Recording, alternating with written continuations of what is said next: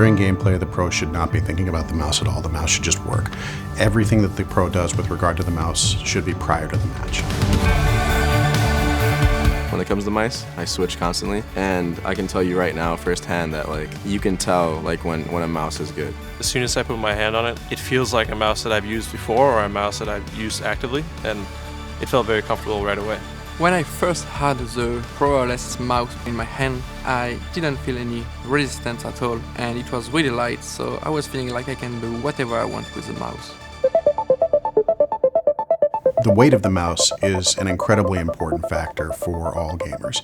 Not everybody likes the same weight, but one of the things that we found over the course of developing mice for pros is that lighter tends to be more preferred.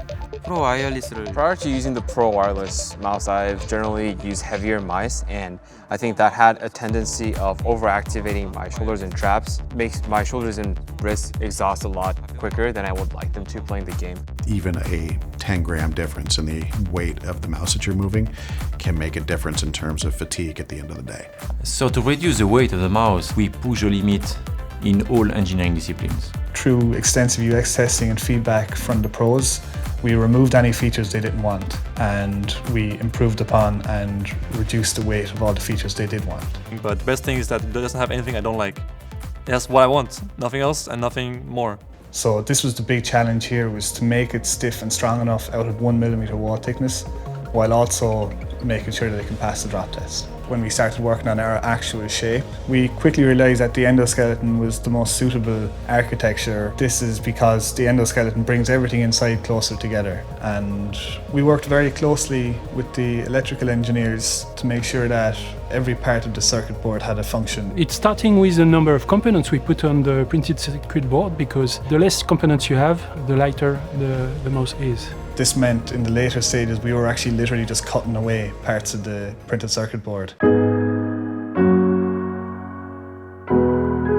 Before, the sensor was always the barrier to make something that is lightweight and cordless and performing. With Hero 16K, we finally were able to still get an exceptional battery life and to reduce the weight like never before. We worked on especially what we call angle snapping, on very subpixel movement. So we not only improved for the 16K player, we improved also for the 400 DPI player, because the small movement, accuracy and absence of angle snapping has been really improved. This is something we can measure, but this is something we can feel as well. 1 millimeter left or right can really make a difference in a game. When my gear is on point and I feel very comfortable with my gear, I feel like nothing can stop me. And I'm basically using an aimbot, you know? My hand is a cheat, you know, at that point.